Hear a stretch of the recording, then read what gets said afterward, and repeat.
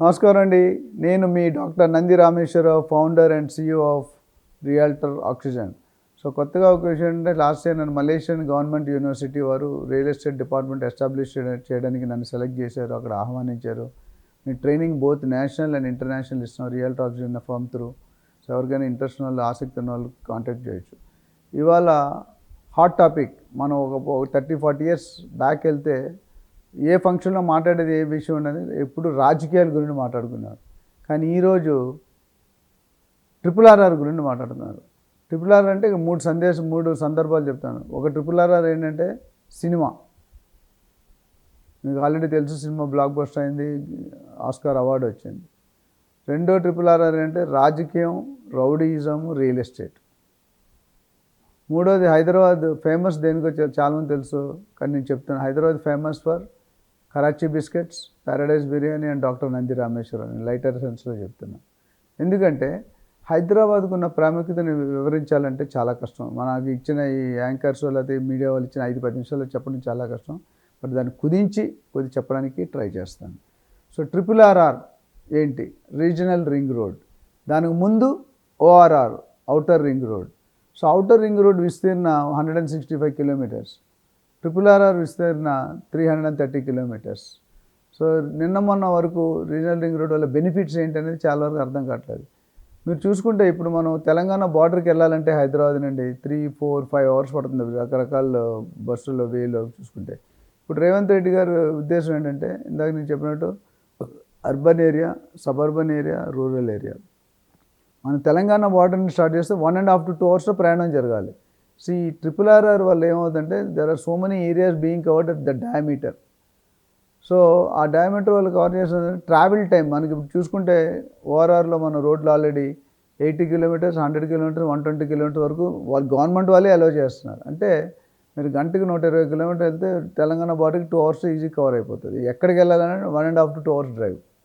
సిటీకి వెళ్ళాలంటే ఇప్పుడు అంతకుముందు మనం సికింద్రాబాద్ నుండి గచ్చిబౌలియో లేకపోతే తెల్లాపూర్ వెళ్ళాలంటే చాలా టైం పట్టేది. అలాగే గచ్చిబౌలి నుండి శంకరపల్లి, మూకిలా లేదా పటాన్చేరు ఎక్కడికి వెళ్ళాలన్నా అంటే ఔటర్ రింగ్ రోడ్ వల్ల వచ్చేది ఏంటంటే, ఒకటి బెనిఫిట్స్ పరంగా చూసుకుని ట్రావెల్ టైం తగ్గుతుంది. Traffic is the most dangerous pollution in the city.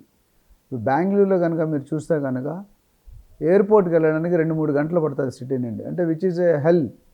హైదరాబాద్లో కూడా మన ఈ ORR లేనప్పుడు మనకు కూడా గంటన్నర పట్టేది. ఇప్పుడు మా ఇంటి బంజారాహిల్స్లో మొదలు పెడితే PNR ఎక్స్ప్రెస్ హైవే ఎక్కితే 30-40 minutes we are into the airport. So that's the benefit. అంటే పబ్లిక్కి ట్రావెల్ టైం తగ్గుతుంది, వాళ్ళ బాడీ అలసట తగ్గుతుంది. అలసట తగ్గినందులో అవుట్పుట్ బాగా వస్తుంది. అదేవిధంగా అక్కడ సిటీలు ORR నుండి RRR వరకు సిటీస్ డెవలప్ అవుతాయి.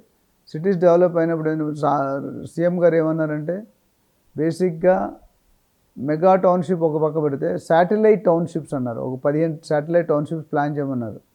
ఇబ్రహీంపట్నం, తురకపల్లి జస్ట్ పైలట్ మోడల్గా చేయమన్నారు. అది సక్సెస్ అయితే కనుక మిగతా సేమ్ మోడల్ రిప్లికా చేస్తారు. అయితే ఇప్పుడు వచ్చిన కొత్త సిటీలకు అడ్వాంటేజ్ అంటే, మనం ఉన్న హైదరాబాద్ని బీట్అవుట్ చేస్తుంది. ఇప్పుడు మన హైదరాబాద్ గత 40-50-60 సంవత్సరాల్లో డెవలప్ అయింది అంచెలంచెలుగా. అప్పుడు అంత టెక్నాలజీ లేదు, అంత ఇన్ఫ్రాస్ట్రక్చర్ లేదు, అంత ఐడియాస్ లేదు. ఇప్పుడున్న దాంట్లో ప్రకారం చూసుకుంటే కొత్త సిటీలు న్యూ అట్మాస్ఫియర్తో, న్యూ టెక్నాలజీతో, న్యూ ప్లానింగ్తో, అంటే ల్యాండ్స్కేపింగ్ కానీ, ఇన్ఫ్రాస్ట్రక్చర్ కానీ, డ్రైన్. ఇప్పుడు కూడా చూసుకుంటే పాత హైదరాబాద్ డ్రైన్, వర్షాలు పడితే డ్రైనేజ్ ఎట్లా వస్తుందో మనకు తెలుసు. కొత్త సిటీల్లో ఉండవు. అంటే క్రిస్ప్ అండ్ షార్ట్, అంటే చాలా మంచి టెక్నాలజీతో హై ఎఫిషియన్సీ వచ్చేటట్టు ప్లాన్ చేస్తారు. దానివల్ల ఏమవుతుందంటే, అవైలబిలిటీ ఆఫ్ కన్స్ట్రక్షన్ ఎక్కువైనప్పుడు మధ్యతరగతి వాళ్ళు కొనుక్కోవడానికి ఎంతో అవకాశం ఉంది. సో అది ఒక మంచి బెనిఫిట్. ప్లస్ ట్రావెల్ టైంలో మనం చూసుకుంటే స్టేట్లో ఏ మూలకి వెళ్ళాలన్నా ఏ మూల నుండి ఆ మూలకి కనెక్టివిటీ ఉంది. అంతకుముందు అలా ఉంటుంది, ఒక రోడ్డు ఉంటే ఒక రోడ్డు తిప్పి ఇలా మొత్తం రావాల్సి వచ్చేది. ఇప్పుడు అలా కాకుండా ORR RRR వల్ల ఏమవుతుందంటే, మీరు ఎక్కడి నుండి ఎక్కడికి వెళ్ళినా షార్ట్ టైంలో వెళ్ళిపోవచ్చు. అంటే 4 అవర్స్ జర్నీ 2 అవర్స్ 1.5 అవర్ అంటే ఎంత టైం సేవ్ అయింది, ఎంత ఫ్యూల్ సేవ్ అయింది అనేది మనకు అర్థమవుతుంది. అండ్ RRR కంప్లీషన్ టైం అంటే, ఇప్పుడు ల్యాండ్ పూలింగ్ చేస్తున్నారు. I think last week 3-4 days back మన కోమటిరెడ్డి వెంకటరెడ్డి గారు, సీఎం, బట్టి విక్రమార్క డిప్యూటీ సీఎం, వీళ్ళందరూ కూడా, Nitin Gadkari, concern ministers, PM అందరూ కలిసి దాన్ని సౌత్ RRR పార్ట్ని నేషనల్ హైవేగా గుర్తింపు అంటే గుర్తింపు కోసం అడిగారు. వాళ్ళు సానుకూలంగా స్పందించారు. అదైతే కనుక డెఫినెట్గా ఉంటుంది. And there are also rumours that Hyderabad may become union territory in due course of time. Union territory అయితే ఇంక మనం ఎక్కడ అందుకోలేము రేట్లు. మూడోది మెట్రోని కూడా they are seeing how best we can expand. ఇప్పుడు సంగారెడ్డి దాకా మాట్లాడుతున్నారు, అటు ఎల్బీ నగర్, ఇటు అమెరికన్ కౌన్సిలేట్, అటు పటాన్చెరు, ఇవన్నీ కూడా ట్రై చేస్తున్నారు. సో మెట్రో ఉంది, రోడ్ ఉంది, ఇన్ఫ్రాస్ట్రక్చర్ ఉంది. అండ్ హైదరాబాద్లో మీరు తెలుసుకోవాల్సింది ఏంటంటే the best living culture, friendly culture. ఏ జాతి వాడైనా, ఏ లాంగ్వేజ్ వాడైనా, ఏ స్టేట్ వాడైనా హైదరాబాద్లో హ్యాపీ పోతుంది. ఇంకొక మోర్ ఇంపార్టెంట్ అంటే హైదరాబాద్కి తుఫాన్లు, సునామీలు, ఎర్త్క్వేక్లు జనరల్గా రావు. Because we are in hills, Banjara hills, Jubilee hills, Kavuri hills, Nandi hills, మన హయ్యర్ ఎలివేటెడ్ పొజిషన్స్లో ఉన్నాం. సో దానివల్ల మాకు ఏంటంటే, అండ్ ఫుడ్ అన్ని రకాల ఫుడ్లు దొరుకుతాయి మనకి. మిగతా స్టేట్కి వెళ్తే మీరు నార్త్ ఇండియాకి నేను ఒకసారి వెళ్ళి ఇడ్లీ ఆర్డర్ ఇచ్చిన అందులో స్పూన్ దిగట్లేదు. అంటే అప్పుడు అర్థమైంది మన ప్రదర్శనలు ఏంటంటే అక్కడ ఉన్నది లోకల్ ఆర్డర్ చేయాలి కానీ ఇడ్లీ ఆర్డర్ చేయకూడదు. ఈ విధంగా చూసుకుంటే RRR వల్ల డిస్టెన్స్ తగ్గుతుంది, ఇన్ఫ్రాస్ట్రక్చర్ పెరుగుతుంది, రెసిడెన్షియల్ అకామిడేషన్ ఏరియాస్ పెరుగుతున్నాయి, కాస్టింగ్ అఫోర్డబిలిటీలో ఉంటుంది. ఇప్పటికి కూడా ఇండియాలో చీపెస్ట్ అంటే రియల్ ఎస్టేట్ హైదరాబాద్. మీరు ముంబై, చెన్నై, బెంగళూరు టచ్ చేయలేరు. చెన్నై, బెంగళూరులో 50,000, 60,000 పర్ స్క్వేర్ ఫీట్. చెన్నైలో పోయిస్ గార్డెన్ బోట్స్ క్లబ్ అని ఉంది, బెంగళూరులో ఎంజీ రోడ్ ఇందిరానగర్ ఉంది, ఇంకా బాంబే, ఢిల్లీలో కొనాట్ ప్లేస్, ఢిల్లీలో, బాంబేలో నరీమన్ పాయింట్, మల్బార్ హిల్స్, ఇంకా రకరకాల ప్లేస్. అక్కడ మనం టచ్ కూడా చేయలేం. బట్ హైదరాబాద్లో నార్మల్ సామాన్య వ్యక్తి 50,000, ₹1,00,000 శాలరీ తెచ్చుకున్న వ్యక్తి కూడా బతకగలడు, ఇల్లు కొనుక్కోగలడు. సొంతింటి కళ నిరాశగా మిగలకుండా ఆశగా కన్వర్ట్ చేసుకునే అవకాశం ఉంది. ఇప్పుడు ప్రజెంట్ సీఎం రేవంత్ రెడ్డి గారు ఎవరైతే ఉన్నారో, సొంతింటి కళ అందరికీ అందుబాటులో ఉండాలి, అందరికీ విసులుబాటులో ఉండాలి, అందరూ కొనుక్కుని. ఇప్పుడు కోకాపేటలోనో లేదా నార్సింగి, నల్గొండల అక్కడ మనం కొనుక్కునే స్థితి లేదు. పర్ స్క్వేర్ ఫీట్ ఇప్పుడు హై రేజ్ అమ్ముతున్నారు. 60, 70, 80 ఫ్లోర్లు కడితే నాకు స్క్వేర్ ఫీట్ 30,000, 40,000 అమ్మాలి, లేకపోతే వాళ్ళు వర్కౌట్ కాదు బిల్డర్స్కి. అందుకనే ఎప్పుడైతే ORR to RRR to Telangana water extend అవుతుందో డెఫినెట్గా అఫోర్డబిలిటీ బాగుంటుంది. అదేవిధంగా మనకి స్టేట్కి ఒక శాటిలైట్ టౌన్షిప్ వచ్చినప్పుడు దాని చుట్టూ ఒక టౌన్షిప్లో సపోజ్ 2,000, 3,000, 4,000, 5,000 ఫ్యామిలీస్ ఉన్నాయనుకోండి, 5,000 ఉంటే అన్ని లక్షలు పెరిగిపోతుంది.